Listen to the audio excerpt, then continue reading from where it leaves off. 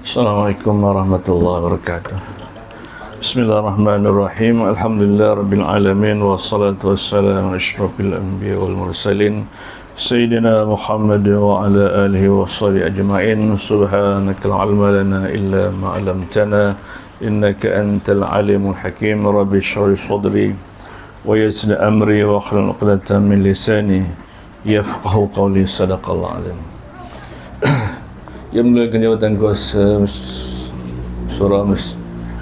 surah muslim muslimat dalam mata Allah sekalian. Alhamdulillah, syukur kita kepada Allah Ta'ala dengan izin Pak dapat kita salat Jumaat insyaAllah.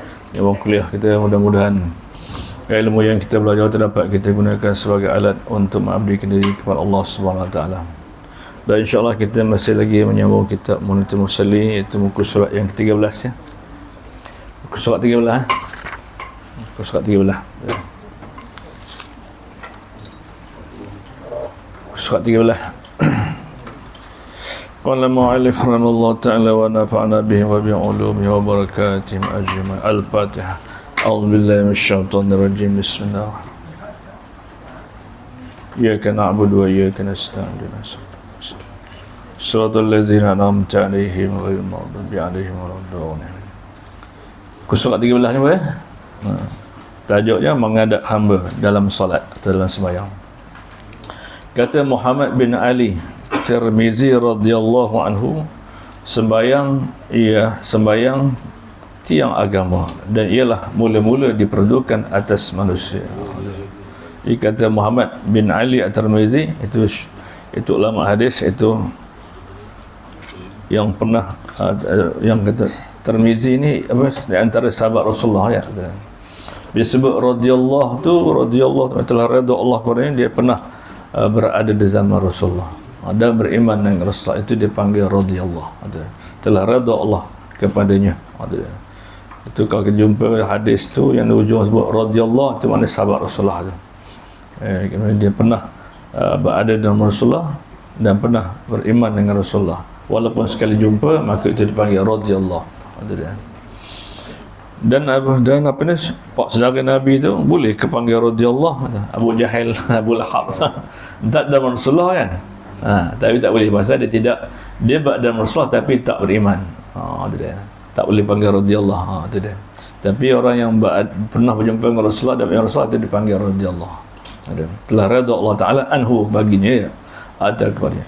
Jadi kata Muhammad bin Ali Tirmizi, ini merupakan apa ni, ada ni perwayat hadis yang banyak jugalah. At-Tirmizi ni di antara perwayat hadis yang banyak seperti Abu Daud, At-Tirmizi, lagi Nasa'i, tu. Dan salah satu daripada At-Tirmizi ni, Tirmizi ni merupakan salah seorang juga perwayat hadis yang banyak juga. Dia kata apa? Tiang agama, semayang tu tiang agama. Ibarat macam itulah rumah lah, sebelum nak diri rumah, supaya rumah tak untung mesti ada tiang. Dan ialah mula-mula diperdukan atas manusia. Setelah seorang tu bertauhid kepada Allah, itulah amalan yang mula-mula sekali perlu dilakukan. Setelah seorang tu mengaku bahawa setiap Tuhan melainkan Allah dan dari Muhammad tu pesuruh Allah, maka mula-mula amalan perlulah sembahyang. Mula-mula diperdukan atas manusia ialah solat, atas sembahyang. Bermula sembahyang berhadap Allah atas hambanya dengan beri rahmat, supaya hamba pun menghadap menyembahnya dengan sembahyang dalam rupa kehinaan dan perasaan dirinya dan anggotanya merendah dan menyerah dan hina dan khusyuk kepada Tuhannya. Jadi makna bila seorang tu sembahyang, maka Allah Ta'ala berhadap dengan dia, dan kita pun berhadap dengannya. Itulah peristiwa yang teragung antara hamba dengan hamba dengan Tuhannya, apabila Tuhan yang menghadapnya dan hamba yang menghadapnya. Pasal apa hamba itu menghadap? Kerana kehinaan, kerana kita numpang hidup adalah kerana dia. Jadi orang yang tidak menghadap Tuhannya, seolah dia bukan hina, dia mulia umpamanya, sedangkan yang mulia itu hanya Allah. Bermula semayang berhadap Allah atas hambanya. Bila kita semayang, Allah menengok kita dengan beri rahmat. Bukan tengok saja, diberi rahmat. Rahmat termasuk Tuhan beri kasih sayang, kasih kepada orang yang semayang tu. Jadi kalau orang tak semayang ni, tak dapat rahmat, tak dapat kasih Allah. bakal mendapat murka. Supaya hamba pun menghadap menyembahnya. Bila kita menghadap Allah Ta'ala tu, pertama Allah Ta'ala menghadap kita, diberinya rahmat, kerana kita pun menghadapnya dalam sembahyang. Kita menghadap dalam rupa kehinaan, tapi Tuhan menghadap kita dengan beri rahmat. Itu je bezanya. Dengan perasaan dirinya di dalam sembahyang tu, dan anggotanya merendah. Bila waktu sembahyang, seluruh anggotanya merendah diri kepada Allah. Kerana anggota yang dipakainya itu semua daripada nama Allah. Tak ada satu benda yang bukan nama Allah. Daripada atas sampai ke bawah, tak sunyi. Semua daripada Allah Ta'ala. Ketika itu dia merasa merendah diri. Kalau Tuhan tak bagi biji mata, tak dapat tengok ya. Kalau Tuhan tak bagi telinga, tak dapat mendengar. Kalau Tuhan tak bagi tangan, tak dapat memegang dan sebagainya. Jadi dia merasa hina dirinya itu. Kalau Tuhan tak beri, tak dapat nikmat itu. Lalu dia menghadap Allah. Dan menyerah. Ketika itu dia menyerah dirinya. Tadi menyerah kepada dunia, tapi bila menghadap Allah, dia menyerah kepada Tuhan yang punya dunia itu. Dan hina pula, rasa dirinya apa mulianya. Semua berkendak pada Tuhan, dan ada satu pun tidak berkendak pada Tuhan. Dan khusyuk kepada Tuhannya. Ketika dia semayang, khusyuk maksudnya tetap anggotanya. Macam kita lah, menghadap orang yang besar, macam umpama sultan atau raja, maka anggota kita tentulah kita walaupun rasa gatal dekat muka, tutup dulu, tegang, pasal malu kan. Tengah sembang garu, garu.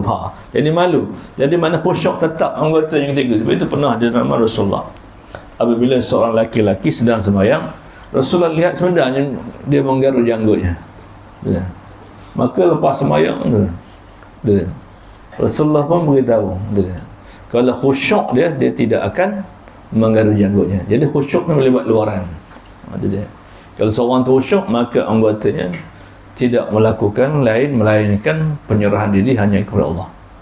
Kalau tidak, kadang-kadang dia menggaru lah, kadang macam-macam lah. Itu tak khusyuk.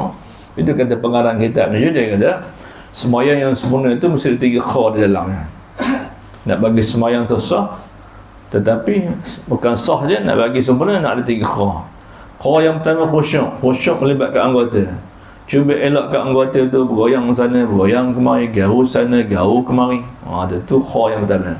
Kha yang kedua dipanggil hudur. Hudur maksudnya hadir hati tu. Bila semayang, jasad pun hadir depan Tuhan, hati pun ada depan Tuhan. Tak mau jasad je depan Tuhan, hati tak ada depan Tuhan. Sebelum nak keluar tadi, kata isteri dia, abang lepas subuh kan yang lupa beli nasi lemak 3 bungkus, kita canang 4 keping. Contohnya. Dia tengah semayang pun teringat. Sepatutnya tengah semayang tak ada ingat benda yang lain. Dia nak hadir, jasad pun hadir depan Allah Ta'ala, hati pun hadir depan Allah Ta'ala, tapi lama dia sama hadir depan Allah Ta'ala jasadnya, tapi hatinya terbagi 2. Satu menghadap Tuhan, satu menghadap pesanan-pesanan yang bini dia cakap tadi. Itu dia. Itulah sedia eloknya bila kita semayang tu. Sebab itu dipanggil takbiratul ihram tu. Haram perkara yang sebelum takbiratul ihram tu. Dia katakan takbiratul ihram tu haram melakukan sesuatu. Sedangkan benda sebelum sembahyang tu halal, makan, minum, halal sebelum sembahyang. Tapi bila takbiratul ihram maka haram makan, minum dan sebagainya. Supaya kita hanya menghadap Allah. Untuk tu makan, minum tu halal sebelum takbiratul ihram. Tapi bila takbiratul ihram dia sudah menjadi haram. Begitu kalau dapat bukan saja jasad haram melakukan perkara sebelum sembahyang, yang kalau nak paling eloknya hati pun haram juga melihat perkara-perkara yang di luar sembahyang. Itu kalau dapat kedua-dua itu terlalu baik benar lah. Jasad pun tidak mengingatkan sesuatu perkara yang halal sebelum sembahyang,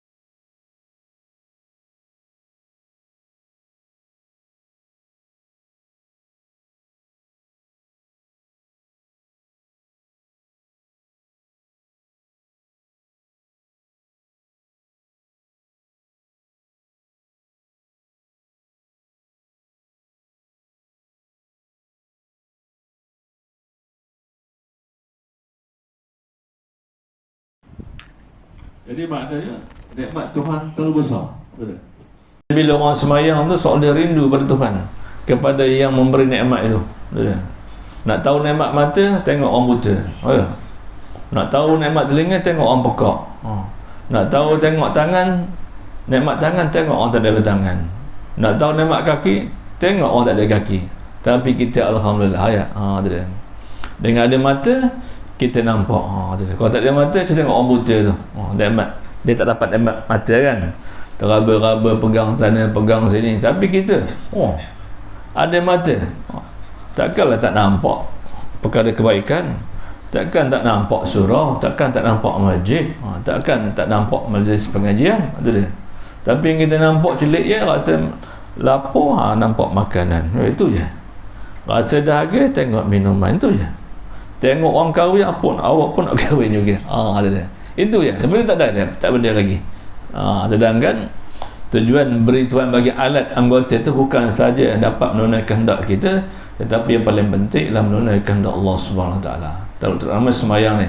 Kerana semayang tadi kata Muhammad bin Ali Tirmizi ni, kata semayang tu tiang agama. Maknanya kalau macam buat ramah, kalau tak ada tiang, maka runtuh ramah tu. Dan Nabi juga bersabda, as-salatu imaduddin, ya. Semayang itu tiang agama. Faman aqamaha, barang siapa mendirinya, faqad aqamaddin, seperti dia mendirikan agama. Wa man tarakaha, barang siapa meninggal semayang tu, faqad hadamaddin, maka seolah dia meruntuhkan agama.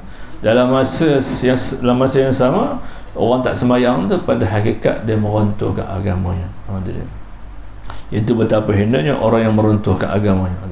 Sedangkan nikmat Tuhan tidak terhenti walaupun dia tidak sembahyang. Mulut itulah makan, telinga itulah mendengar, tetapi dia tidak syukur kepada Allah di atas nikmat itu.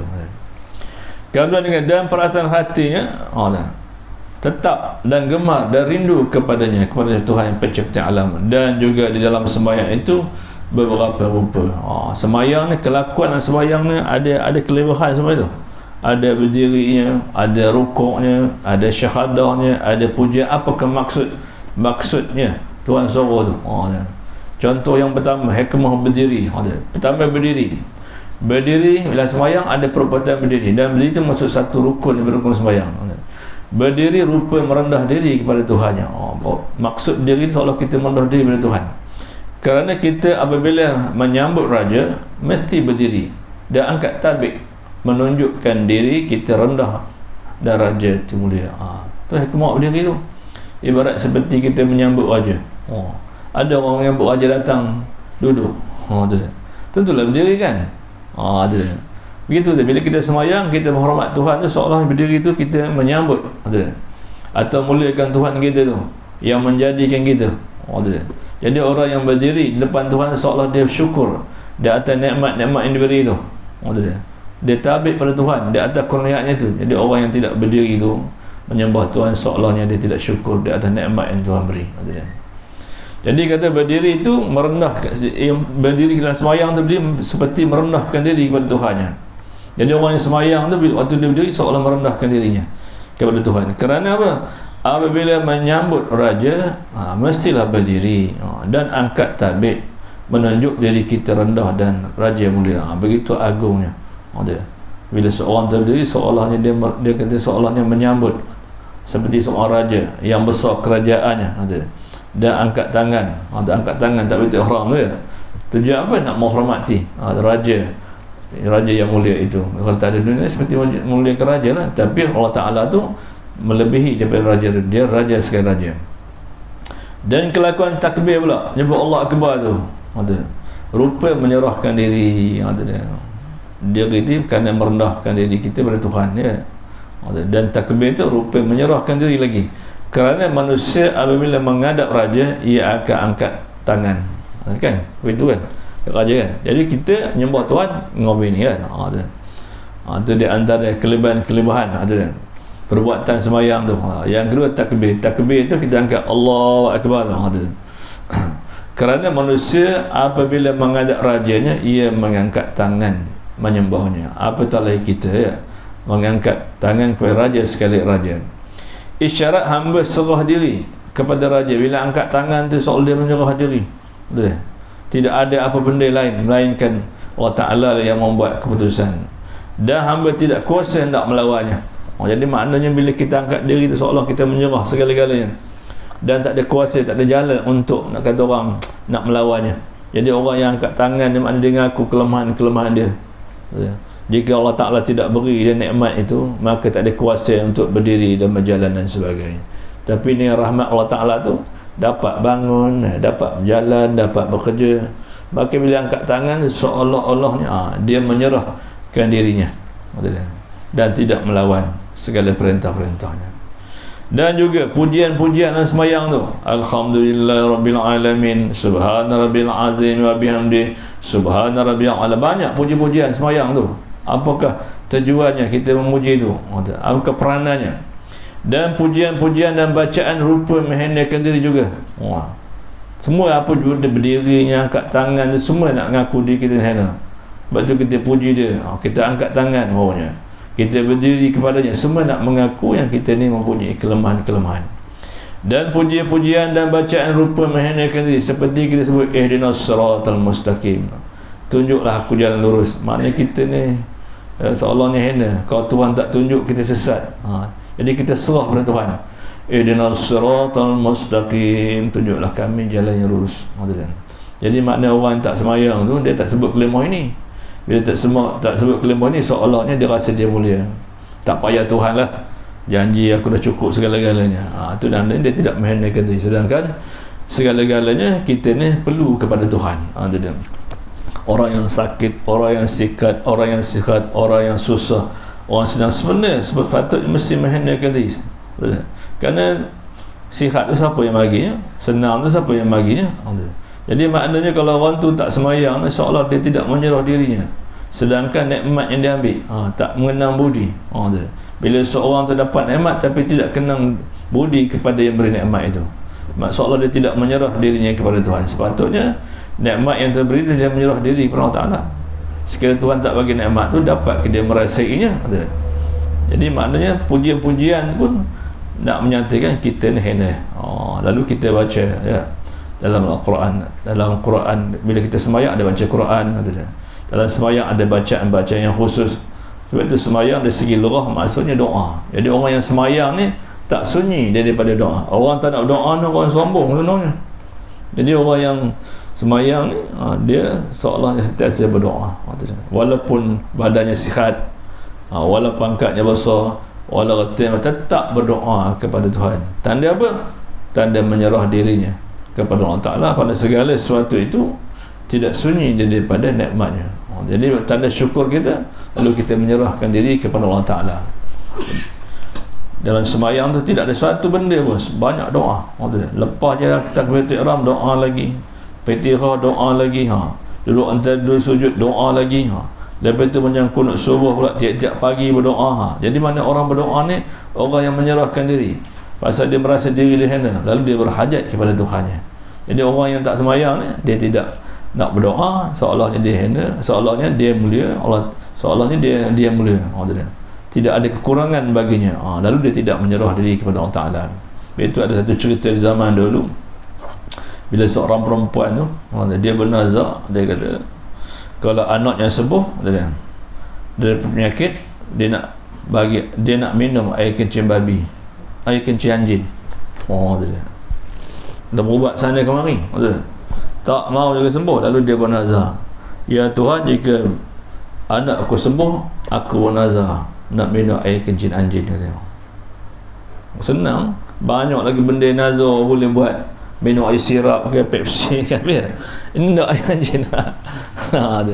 Lama sembuh anaknya. Bila sembuh anaknya, maka bertanyalah kepada orang alim, apakah hukum bila seorang tu bernazar dan hajat tercapai? Adakah wajib laksanakan? Kata orang alim ni wajib lah, mestilah. Apa hajat, apa nazar kamu? Dia kata nak minum air kencing anjing. Air kencing anjing tu kan haram kan? Maka orang alim dia kata minum air kencing anjing tak boleh, tapi haram. Tapi ada sama air kencing anjing.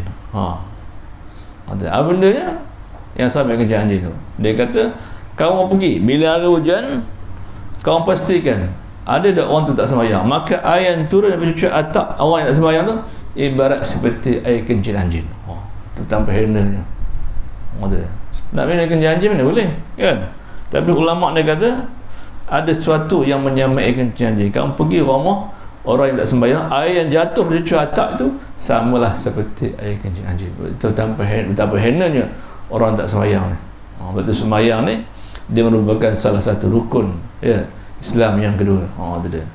Bila menazar kenalah tunaikan. Apa maksud nazar tu? Nazar maksud seorang memberatkan diri dengan hukum sesuatu, sedangkan Tuhan tidak memberatkan. Aku kalau dapat anak paksa dulu, aku nak potong kerbau, potong lembu. Tuhan tidak memberatkan, tetapi dia memberat dirinya, maka anaknya dulu wajiblah buat. Dia. Kalau tak buat berdosa ya. Itu makna nazar. Bila seorang tu memberatkan diri dengan hukum sesuatu sedangkan Tuhan tidak memberatkannya, lalu dapat hajat itu, mereka dapat hajat itu, wajib dia melaksanakan. Macam tadi dia kata kalau anak nak sembuh, kalau anak dia sembuh, dia bernazar nak minum air kencing anjing. Tentu anak sembuh akan senang minum kencing anjing tu. Nazar lah benda-benda yang boleh halal kan.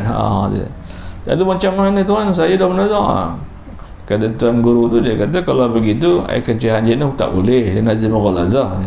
Tapi kamu gantilah yang menyamai air kencing anjing tu. Macam mana tuan? Kamu pergilah bila hujan, kamu cari, kamu pastikan ada penduduk kampung kamu jenis tak sembahyang, bayang fardu idak, bayang jemaah idak, maka turun air hujan daripada cucuk atap itu menyamailah seperti air kencing anjing. Betapa henanya orang tak sembahyang tu. Air yang turun daripada cucuk atap dia pun macam air kencing anjing tu. Dan pujian-pujian dan bacaan dalam sembahyang tu, subhana rabbil a'la bihamdi, maha suci Tuhan yang maha tinggi dengan kebesarannya. Tu dia. Subhana rabbil azim bihamdi, maha suci, maha agung ya. Maha suci Tuhan yang maha agung. Itu semua menandakan pujian-pujian tu. Apa guna pujian-pujian itu? Kerana apa? Rupa menghendakkan diri. Kita nak menghendakkan diri. Tuhan yang punya segala puji. Kita kalau puji orang tu, maknanya kita nak anggap pulang balik pada Tuhan. Tu dia. Kadang-kadang dia puji orang tu tak betul pun. Tapi kita rasa bila puji, kata kembang, tak kenal lah. Tu dia. Kerana puji itu ada 4 rukunnya. Pada hakikatnya 4 rukun tu semua kepada Allah. Puji ada 4 bagi. Apa makna puji? Puji ialah perbuatan yang elok. Di atas perbuatan yang elok tu pujilah. Tuhan bagi kita sihat elok lah, perbuatan yang elok kan. Lalu kita ucap alhamdulillah. Lawan puji apa? Keji kan. Ialah perbuatan yang tak elok. Yang tak elok tu kita. Tu dia. Jadi bila dapat tu kita syukurlah. Tak ada puji kita pada Tuhan, kerana perbuatan Tuhan tu di atas keelokan yang beri pada kita. Jadi semayang salah satu pujian kita pada Tuhan di atas nikmat-nikmat yang banyak dia beri pada kita. Tu dia. Itu pada hakikatnya puji tu pada hakikat semua pada Tuhan. Sebab itu puji bagi 4 bagi. Yang pertama, puji qadim bagi qadim. Tuhan puji diri dia sendiri. Yang kedua, puji qadim bagi baharu. Tuhan puji hamba-Nya. Yang ketiga, puji baharu bagi yang qadim. Yang keempat, puji baharu bagi baharu. Pada hakikatnya semua pujian itu daripada Allah. Puji qadim bagi qadim, Tuhan puji diri dia. Ni'mal abdu awwab. Ada kan? Bukan Tuhan kata ni'mal maula wa ni'man nasir. Sebaik pemerintah tu Tuhan kata sebenarnya sebaik pemerintah, sebaik penuntut aku. Ataupun Tuhan kata alhamdulillah rabbil alamin, segala pujian bagi Tuhan sekalian. Tuhan memuji diri sendiri. Yang kedua, Tuhan memuji hamba-Nya. Itu puji qadim bagi baru. Tuhan kata dalam Quran apa? Ni'mal abdu awwab. Sebaik-baik hamba aku orang yang banyak taubat. Itu dia. Kemudian puji baru bagi baru. Untuk bagi loyal, terima kasihlah. Ada puji baru bagi qadim. Bila kita dapat nikmat, kita puji pada Tuhan pada nikmat tu. Alhamdulillah. Yang keempat, puji baru bagi baru. Hamba memuji hamba. Dia bagi, dia belanja minum. Terima kasihlah. Mana pada hakikatnya semua puji itu Allah Ta'ala yang punya. Itu dia. Tidak ada pada kita. Cuma kita menzahirkan saja. Pada hakikat semua puji itu hanya dari Allah Ta'ala. Puji maksudnya di atas perbuatan yang elok. Itu benda puji lah. Perbuatan Tuhan yang elok kepada hamba-Nya. Orang tak semayang pun luang mulut itu juga makannya. Orang semayang pun luang mulut itu juga. Tuhan bagi kepada kita, dia tak kira pemurahnya itu, cuma rahimnya hanya pada orang yang taat saja. Lawan puji ialah keji. Keji maksud perbuatan yang tak elok. Yang tak elok tu kita lah. Dan pujian-pujian dan bacaan-bacaan dalam sembahyang tu rupa menghinakan diri. Seperti bila kita sembahyang, kita puji Tuhan ya, ihdinas siratal mustaqim, tunjuklah kami jalan yang lurus. Itu bacaan-bacaan puji semua tu. Kerana yang boleh memberi hidayah, jalan yang lurus itu hanya Allah Ta'ala. Jadi kita puji Allah Ta'ala, kita minta ihdinas siratal mustaqim, tunjuklah olehmu akan kami yang hendak jalan yang betul. Jadi kita mohon kepada Tuhan di atas pujian-pujian itu, minta kita berjalan yang betul umpamanya. Dan rukuk, apa hikmah rukuk tu yang kita buat, rukuk berdiri dan sebagainya. Rukuk merupakan merendah diri juga lagi, berdiri merendah diri, takbir untuk ihram merendahkan diri ya. Tidak ada suatu pun benda dalam sembahyang itu semua menunjukkan merendahkan diri. Dan rukuk merendah diri kerana manusia merendah kepada manusia, ada juga tunduk, maka merendah kepada Tuhan aula lagi. Kita rukuk tu kerana nak merendahkan diri. Kita dengan manusia kadang kita tunduk, bahkan dengan Tuhan lagi lah. Sebab itulah hendaklah rendahnya lebih rendah daripada makhluk. Itu semua merupakan ciri-ciri merendahkan diri. Macam kita nak muliakan, kita tunduk sikit. Apatah lagi dengan Tuhan, lebih aula, lebih utama lah kita tunduk, lebih daripada kita tunduk pada manusia lagi. Dan rukuk tu menunjukkan seolah kita merendahkan diri. Dan sujud pula, apa peranan sujud dan sembahyang tu, perbuatan sujud dan sujud rupa tetap. Dan sujud rupa tetap anggota dan hati. Bila kita sujud tu seolahnya kita menetapkan hati dan anggota itu serentak. Anggota pun tetap menghadap Allah Ta'ala, hati pun tetap menghadap Allah Ta'ala. Kerana dengan sujud matanya tidak melihat itu ini, maka manakala mata tetap nak cahaya maka manakala mata tetap tidak pandang benda lain, nak cahaya hati pun tetap. Bila seorang tersujud kan, mata tak tengok benda lain, tengah sujud apa benda nampak. Jadi anggota pun tetap, hati pun tetap. Tapi kalau berdiri kan, mungkin banyak anggota tetap, hati macam-macam kita nampak depan tu. Tapi bila sujud, anggota dengan hati tetap, tak diingat benda lain, tak nampak. Kalau berdiri nampak cicak lah, nampak kucing lah. Tapi bila kita sujud tu, maka tetap anggota kita tu dan hati kita tetap menghadap Allah Ta'ala, tak nampak benda lain. Dan sujud rupa tetap anggota dan hati, kerana dengan sujud matanya tidak melihat itu ini. Tapi kalau berdiri, maka manakala mata tetap nak cahaya, hati pun tetap. Jadi mana bila seorang tersujud, maka mata dan anggotanya tetap menghadap Allah Ta'ala.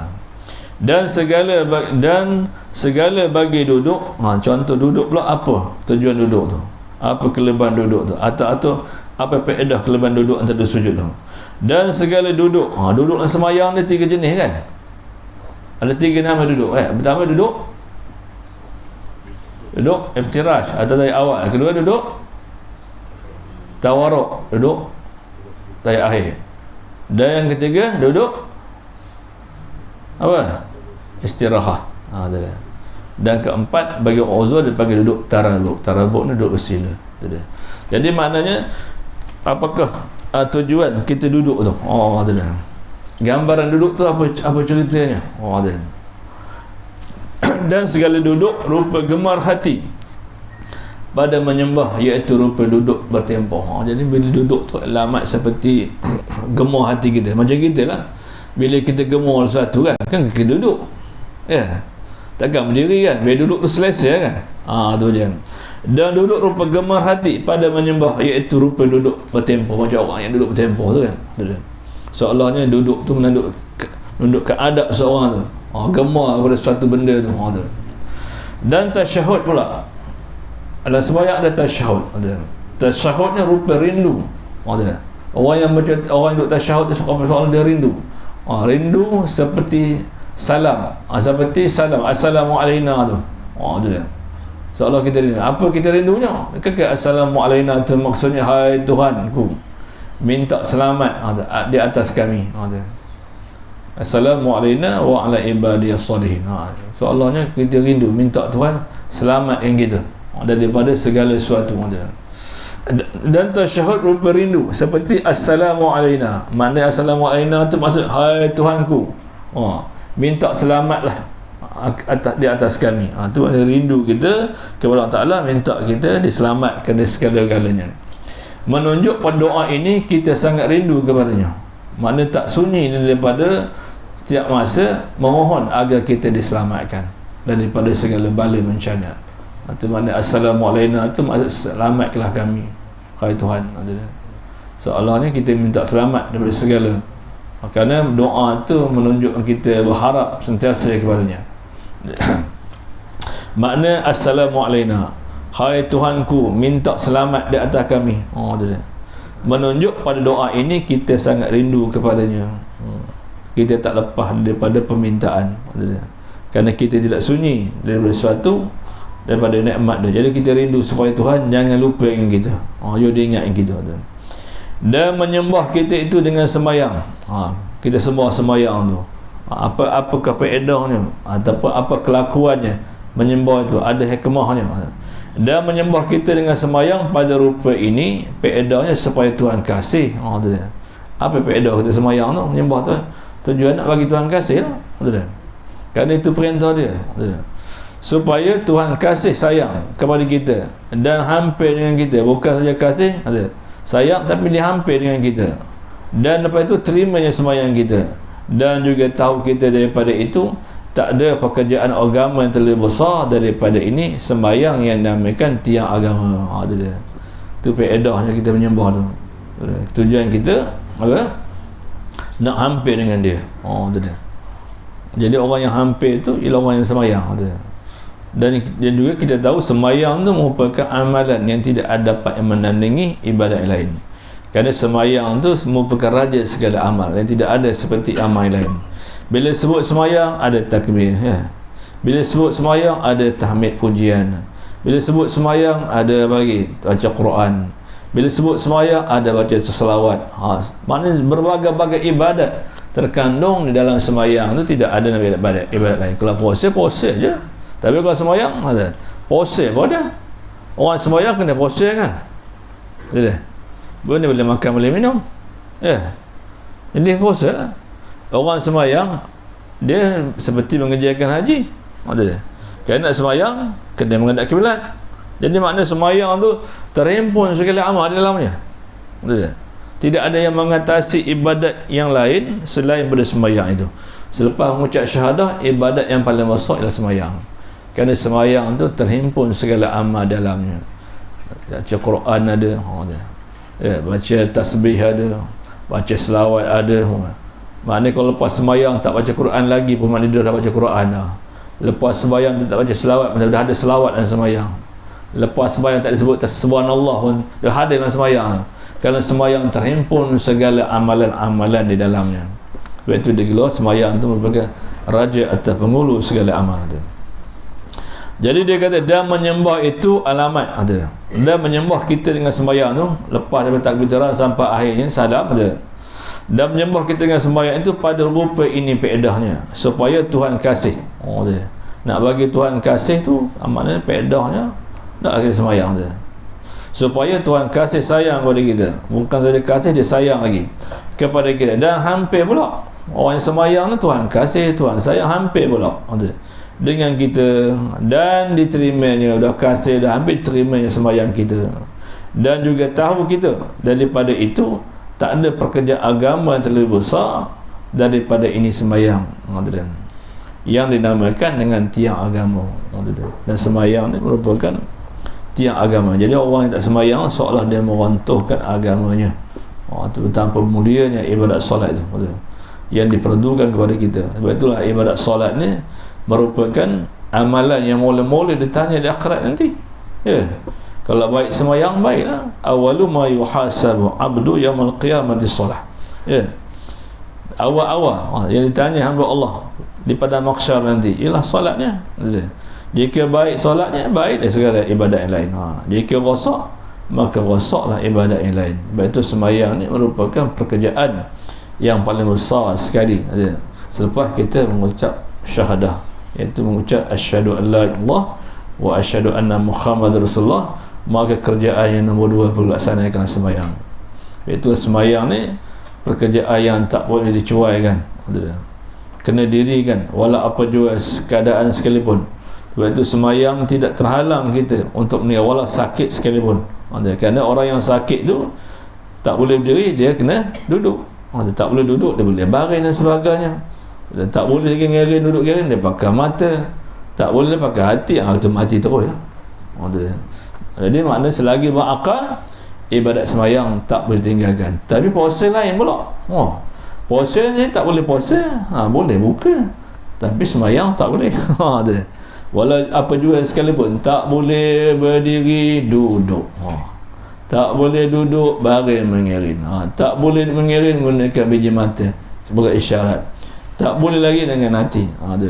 Macam kita nak musafir, walau susah macam mana pun ada disyariatkan, ada sembahyang musafir, sembahyang jamak kasar boleh, sembahyang kasar boleh. Umpamanya kalau kita nak pergi musafir, kita nak jamak takhir boleh, jamak takdim boleh. Jamak takhir tu impun zuhur dalam waktu asar, ataupun jamak takdim impun waktu asar dalam waktu zuhur. Tak masalah, tak ada alasan untuk mengatakan tak boleh sembahyang tu. Tapi kita tak nak sembahyang jamak takdim, tak nak sembahyang jamak takhir, tapi kita lebih suka jamak takdan. Habis takdan saja. Ada bila ada dia. Sedangkan Islam dah bagi dah. Macam tak boleh berdiri, duduk macam orang tak berdiri, dia sembahyang duduk. Sembahyang duduk yang paling afdal 3 keadaan, iaitu duduk tayat awal, yang kedua duduk tayat akhir, dan yang ketiga duduk tarabuk. Tarabuk duduk bersila. Itulah sembahyang duduk yang paling afdal bagi orang yang tak boleh berdiri. Duduk dalam keadaan tayat awal. Yang kedua duduk dalam tayat akhir. Kalau tak boleh duduk tayat awal, duduk tayat akhir. Tak boleh duduk tayat akhir, duduk tarabuk. Tarabuk duduk bersila. Tak boleh 3 perkara, baru boleh naik atas kerusi. Setelah laku 3 perkara tadi, tak boleh, tak sah. Pasal sembahyang atas kerusi ada 4 syarat. Yang pertama, dia tidak boleh sujud ketika duduk, tu naik atas kerusi. Yang kedua, dia tak boleh duduk antara 2 sujud. Yang ketiga, dia tak boleh duduk tayat awal. Dan keempat, dia tak boleh duduk tayat akhir. Baru boleh naik kursi ni. Tak boleh. Try 3 duduk orang tadi, dah tak boleh, baru naik kursi. Pasal duduk atas kursi ada 4 syarat. Tak ada 4 syarat, tak boleh nak melenggang duduk sini. Tak usah. Mula-mula kita duduk tayat awal, tak boleh juga. Tak boleh tayat awal, duduk tayat akhir, tak boleh juga. Tak boleh tayat akhir, duduk tarabuk. Tarabuk bersila. Bersila, duduk bersila. Tak boleh, baru naik atas bangku. Pasal naik atas bangku itu dia ada 4 syarat, baru duduk atas bangku. Yang pertama, dia tak boleh sujud ketika duduk bangku ni. Yang kedua, dia tak boleh duduk antara 2 sujud. Yang ketiga, dia tak boleh duduk tayat awal. Yang keempat, dia tak boleh duduk tayat akhir, baru duduk atas kursi. Duduk atas kursi pula 2 peringkat. Ada yang sepenuhnya di atas kursi, ada yang separuh berdiri, separuh duduk. Kalau orang tu dia tak boleh sujud saja, duduk lah. Tapi kalau dia boleh berdiri rukuk, dia tak boleh rukuk bawa dalam sujud. Mana tiap-tiap masa dia mesti rukuk akan berdiri saja. Cuma dia tak boleh sujud ketika duduk tadi, maka dia duduk atas bangku dia. Jadi makna duduk atas bangku tu ada dua kategori lah. Yang pertama daripada mula Allahu Akbar sampai habis. Yang kedua, dia berdiri, bila rukun dia mampu, dia boleh berdiri, dia buat berdiri. Bila rukuk dia boleh buat berdiri kan, maka setiap rakaat dia kena berdiri. Cuma dia duduk atas bangku tu kerana nak sujud saja. Dia tak boleh campur sekali. Campur sekali batal. Kecuali yang duduk sepenuh tu, dia tak berdiri langsung. Memang letak atas bangku langsung, tak boleh bangku langsung. Maka diri pun duduk, duduk masa rukuk pun duduk, ada masa sujud pun duduk. Tapi kalau orang tu dia boleh rukuk ketika berdiri, maka ketika nak sujud saya duduk atas ni. Jadi mana kena maknanya kena faham, bukan semua boleh buat begitu je. Jadi nak ada contoh jugalah kita nak buat, bukan pakai buat saja. Setengah tu dia boleh duduk tayat awal, dia boleh duduk tayat akhir, dia boleh duduk tarabuk duduk sila. Kenapa duduk bangku? Dia tak boleh ni, yang duduk bangku 3 duduk tak boleh lakukan. Duduk tayat awal tak boleh, pasal memang duduk memang tak boleh lah. Yang kedua duduk tayat akhir pun tak boleh, duduk bersila pun tak boleh. Baru nak kata duduk bersila tu macam kita duduk biasa, macam duduk macam tu. Macam tu. Rukuk ke ni, sujud bawah sikit. Baru nak terbangku. Tu dia. Ni terus ambil keputusan terus duduk terbangku saja. Tak boleh. Bahasanya dia nak terbangku ada 4 syarat tu dia. Kalau tak ada 4 syarat maka tak sah. Tu dia. Kerana duduk terbangku ada 2 kategori. Ada yang sepenuh masa duduk, dan satu lagi separuh berdiri, separuh duduk. Tu dia. Itu dia antara kuliah singkat kita pagi ini, mudah-mudahan beri manfaat walaupun tak semuanya dapat kita kata sekurang sedikit daripadanya. Jadi perbincangan kita hari ini menceritakan tentang kelakuan perbuatan dalam sembahyang. Berdiri apa ketujuannya, takbiratul ihram apa ketujuannya, betul lagi apa, rukuk apa ketujuannya, puji-pujian yang kita baca dalam sembahyang apa pada hakikat semuanya kerana nak menyerahkan diri kepada Allah semua, kepada Allah Subhanahu Wa Taala. Kerana sebab hamba itu menyerahkan segala pekerjaannya kepada Allah Subhanahu Wa Taala.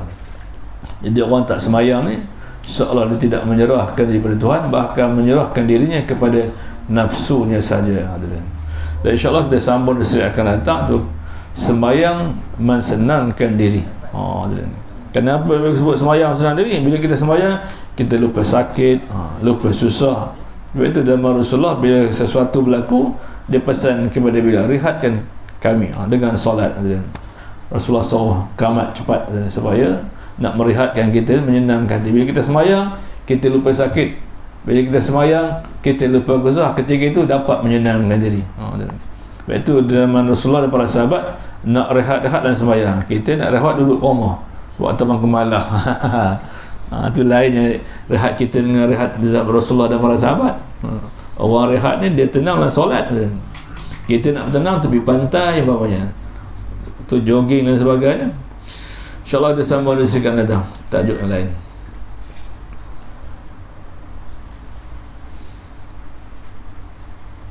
Wallahu a'lam. Bismillahirrahmanirrahim. Alhamdulillahirabbil alamin wassalatu wassalamu asyrafil anbiya'i wal mursalin sayyidina Muhammad wa ala washabihi ajma'in. Allahumma rizqna ya rabbana fahman nabiyyin wa hifzar mursalin wa hal malaikatal muqarrabin fi afi arhamar rahimin. Wa sallallahu ala sayyidina Muhammad wa ala alihi wa sahbihi wasallam. Alhamdulillahirabbil alamin. Wallahu a'lam.